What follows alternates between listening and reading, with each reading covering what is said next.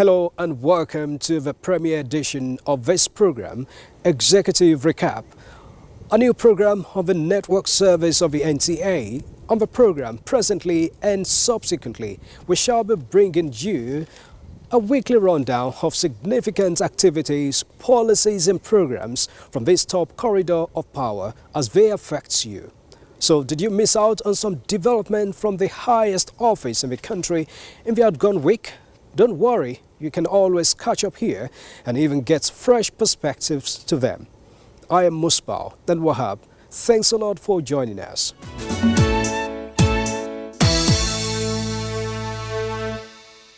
Now, the Federal Executive began the week with the Council meeting where it appealed to state governments and the Federal Capital Territory Administration to ensure effective distribution of the latest set of palliatives of 740 trucks of rice now in their possession. This plea emanated as the federal government pays more attention to the food shortage across the country. This Monday comes with the news of a marginal increase in inflation rate to 34.2%. The purchasing powers of majority of Nigerians are yet to increase. The hues and cries in town got here at the meeting of the highest decision makers in the land. And certainly, a major concern for the government as the meeting focused on further steps to ameliorate the hardship relating to food shortages and high costs of the available ones. The federal government had earlier ordered the distribution of 20 trucks of bags of rice to each of the 36 states and the Federal Capital Territory for onward delivery to the most vulnerable Nigerians. Information and National Orientation Minister Mohammed Idris gives an update on the palliative. And government is not saying that by this supply it is solving all the food challenges or the food problems that we have around the country. This is a necessary first step, and government will continue in that direction. Government will continue to do whatever it takes to ensure that Nigerians have enough food to eat.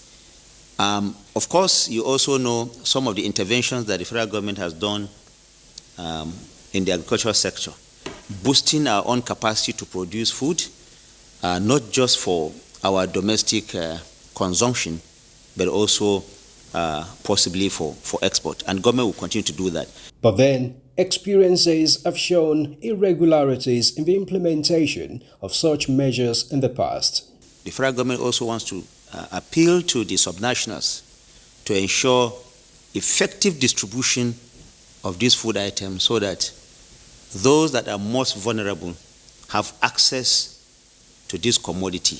On other steps aimed at cutting down the cost of transportation, the Council directed the Committee on CNG to expedite action to upgrade the existing conversion centers while also making the conversion kits more accessible. And ahead of possible agreements between the government and labor unions on the expected new minimum wage, the Council is preparing an Amendment Act to the 2024 budget to take care of a potential addition.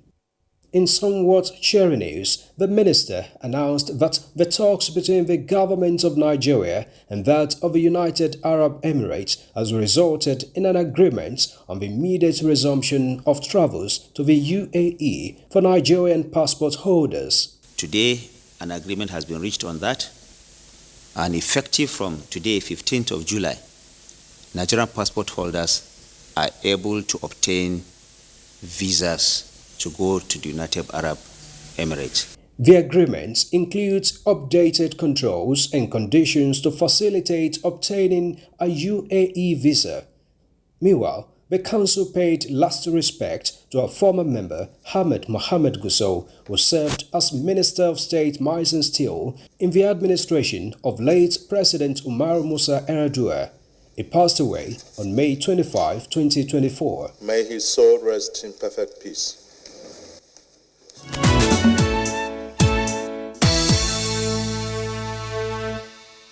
The much expected student loan has effectively taken off as President Bola Tinubu launches the Nigeria Education Loan Fund, NEL Fund Portal. At the launching, President Tinubu emphasized that his administration will continue to invest in education as the catalyst for general socio-economic development. I'm fulfilling one of my greatest promises of the campaign. President Tinubu following through on one of his campaign promises and to a logical conclusion. But it is the actual beginning of a potential life-changing program to give fair and transparent opportunity to the financially challenged Nigerian students. The president believes his various developmental ideas might be a distant score without quality education for the coming generations of Nigerians as the basis. My belief is that education is the greatest weapon against poverty in any society. Without education, there's no vision. Without education, there's no development. Without education, you cannot even successfully conquer poverty, insecurity, and abuse in the society. Education is that light at the end of the tunnel. No matter how sluggish it moves, it will give you the light and the hope necessary to live a life. And we are investing in it. We don't want to try ignorance as alternative. We want education from foundation to the topmost level. And from a campaign promise to an act, the dream is now a reality.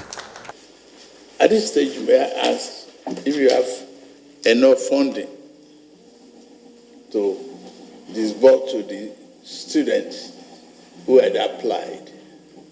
May I ask that question?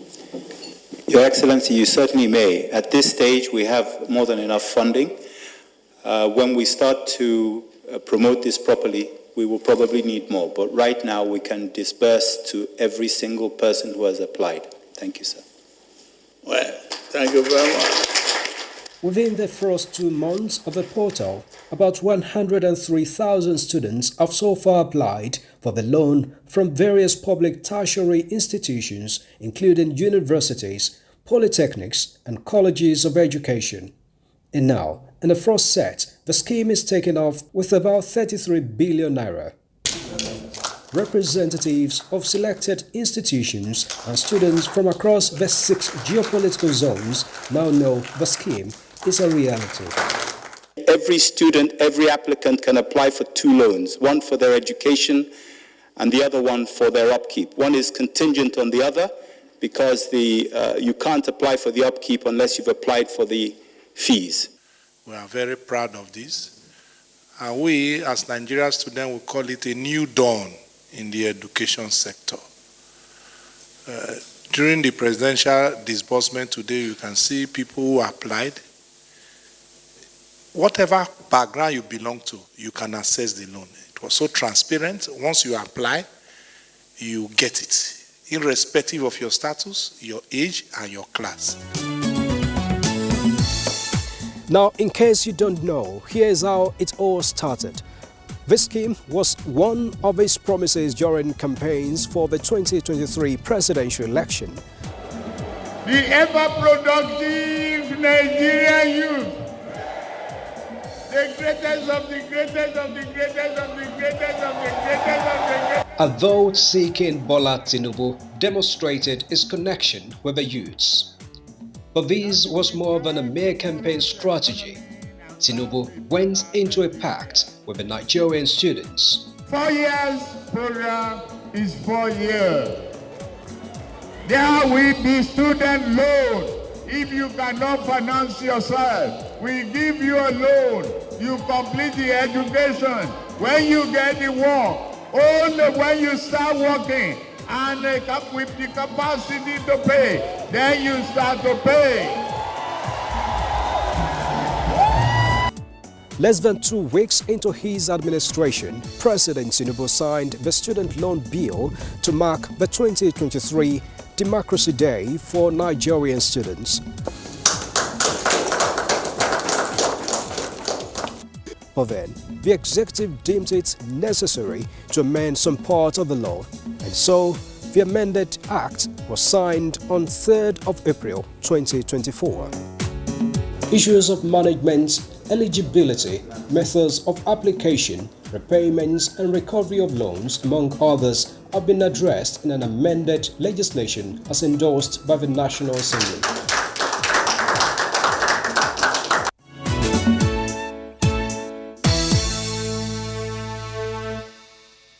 Nigeria is expecting an additional investment worth over $10 billion from a private company in the oil and gas industry. This was revealed after President Tinubu's meeting with a delegation of NTA, an Italian multinational energy company, at the State House.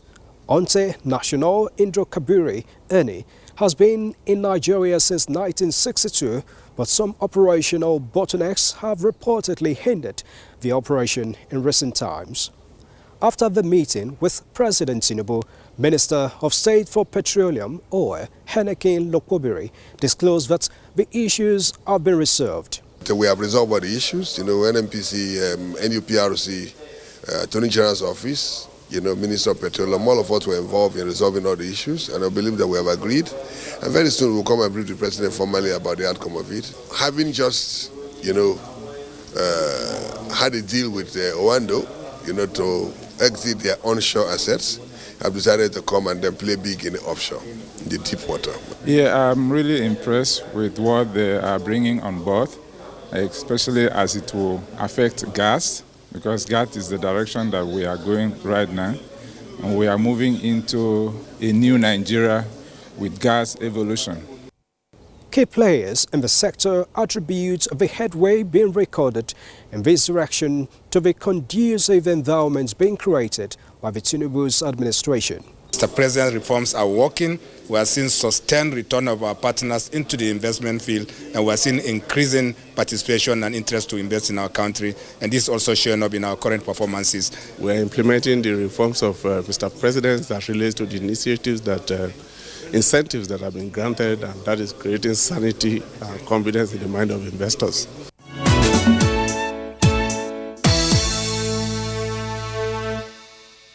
Now, if you're just joining us, this is Executive Recap, the maiden edition of a show where we give you the weekly accounts of the presidential activities.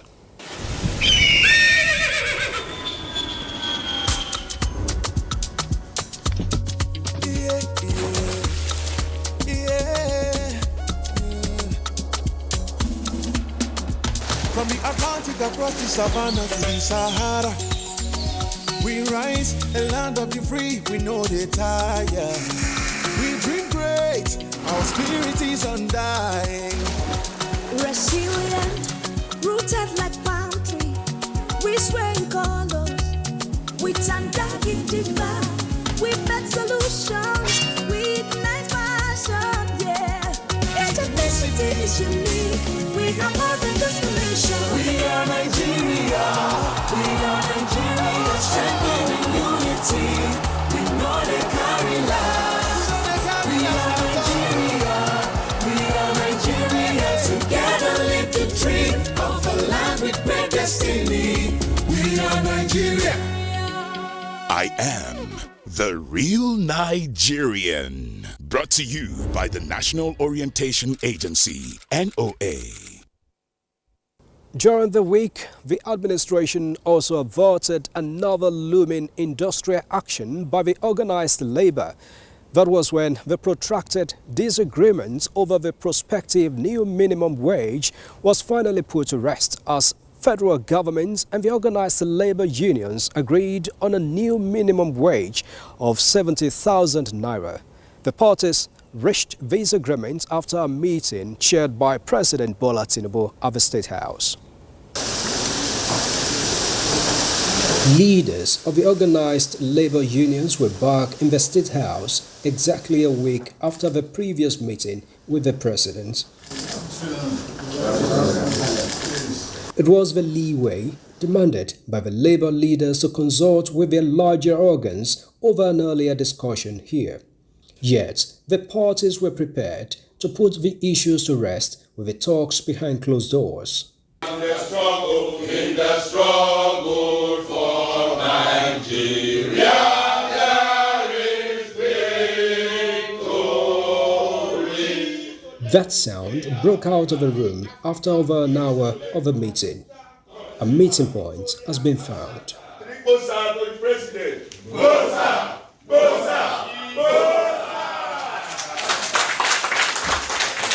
Today is a happy day for Nigeria.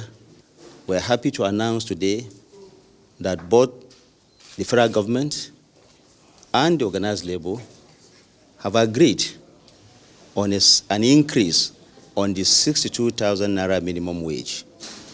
The new national minimum wage that we expect Mr. President to submit to the National Assembly for legislation is 70,000 naira. But that is not all. There is also a boost, like Mr. President has assured, in ensuring that massive investment is going to be made in the area of infrastructure. There is also a deepening of the investment of the federal government in renewable energy. More money is going to go into the acquisition of more buses, the CNG buses. And of course that it has to be reviewed every three years, not more than that, of course, so that we're able to evaluate and see whether our economy is picking up or whether something has to be done further, considering the sensitivity of the issue. We are taking this well with mixed feeling because of the situation of the economy, but we have to move ahead. Despite the situation, and the negotiation can linger, coming from 62 to 70. Other issues, including that of the parallel labor unions of university workers, were also addressed. We made a case for Sano and Nasu. We made a case for them that the president should, as a father of the nation, should look at it compassionately, so that we will not have a case where universities will be closed again. Thank you. The executive is now expected to transmit these agreed figures in a bill to the National Assembly for proper legislation.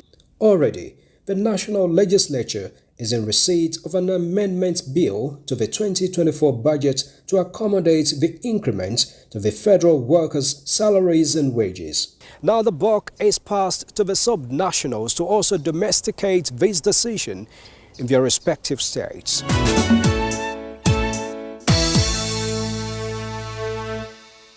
The state of security in the country was also assessed in the outgone week when President Bola Tinubu charged security agencies in the country to strengthen cooperations towards checkmating all forms of insecurity in Nigeria. It was at a routine security meeting at the State House with heads of security agencies in the country. After the meeting, held behind closed doors, Inspector General of Police Kayode Egbetokun told State House correspondents that the President expressed satisfaction over improvement in security situation within the country. Mr. President is happy with what we are doing. He's satisfied with our reports. He has challenged us to continue to work together and improve our synergy. As Inspector General of Police, I have the records of all reported crimes across the country. And I can tell you that crime rate is declining in Nigeria. Records don't lie. The records are there. So I can assure you that we continue to do whatever we are doing to maintain the decline in the crime rate. Similarly, Chief of Defense Staff General Christopher Musa emphasized the commitment of the security agencies towards restoring crude oil production to full capacity, soliciting for the cooperation of the residents in this direction. We are targeting 2.1 million barrels per day, which is achievable. So we are taking steps to ensure that all that is required to be done is done. The president is fully aware of the cries and hues of the communities, and he's not going to let them down. The communities should rest assured that steps are going to be taken to address their grievances so that productions will continue. And for the criminals, those ones that are hell-bent in destroying our infrastructure, stealing our crude for whatever reason, the days are numbered. They should be rest assured that we're coming after them, and want to assure Nigerians that we all need to put hands together to achieve this success. Nobody can do it alone. No single service, no single individual can do this. We all need to work together, including the states. We understand that communities are going through so much, and the president is going to address those issues to ensure that we have full production.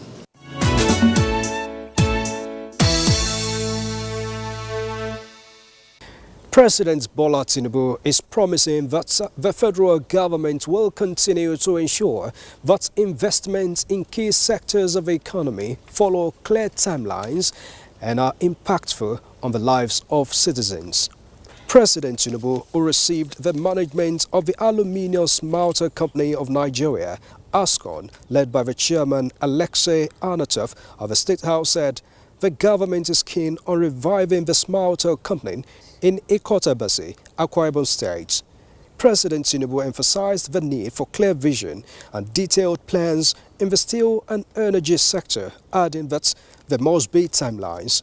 The president directed the Minister of Steel Development, Shoaibu Audu, and the Special Advisor to the President on Energy, Olu Vehejen, to review and provide an update on the status of ASCON. In a statement by the Presidential Advisor on Media and Publicity, Ajuri Ngelale, the chairman of ASCON assured the President of the preparedness of the management to turn around the fortunes of the company within a given period by injecting $500 million. Anatov said the management is aware of the centrality of aluminium in modern developments, particularly for Nigeria, and will continue to support the growth of the country.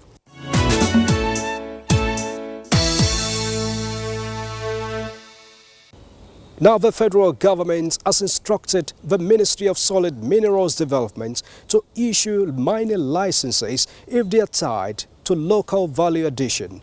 Vice President Kashim Shettima gave a directive at the opening of the African Natural Resources and Energy Investment Summit in Abuja, where he represented President Bola Tinubu. And for Africa to fully realize its full potential and meet global climate targets, we must put collaboration at the forefront of our collective national transition plans. It is indeed inspiring to see so many international dignitaries who have answered our call to gather here today in Abuja to engage in important discussions.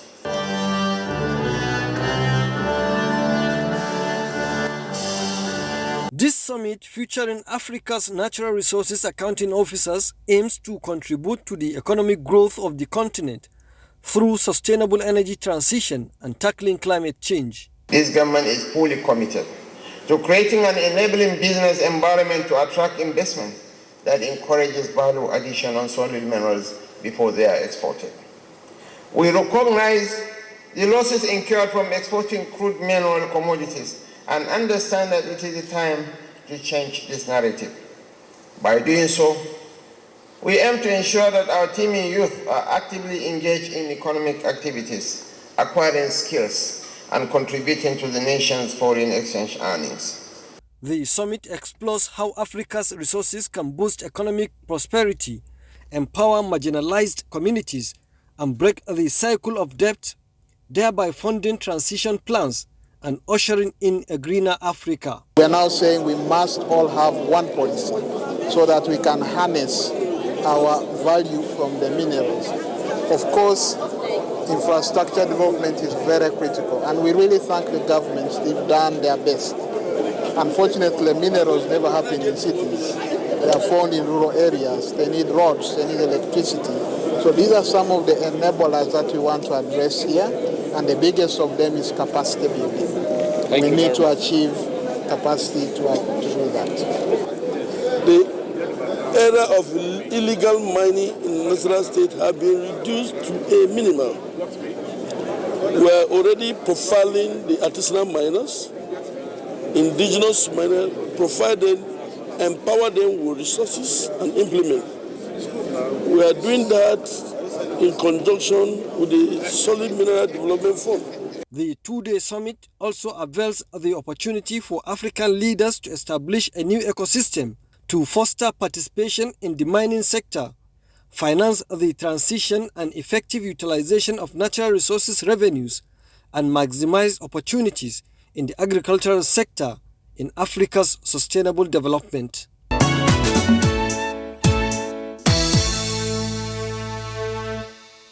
And President Bola Tinubu rounded off the week with his trip to Accra, Ghana, to participate in the 6th mid-year coordination meeting of the African Union, AU, the regional communities, RECs, and the regional mechanisms, RMs, and the African Union member states.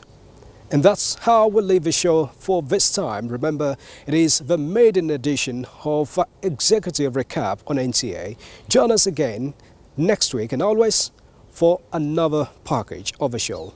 God bless Nigeria.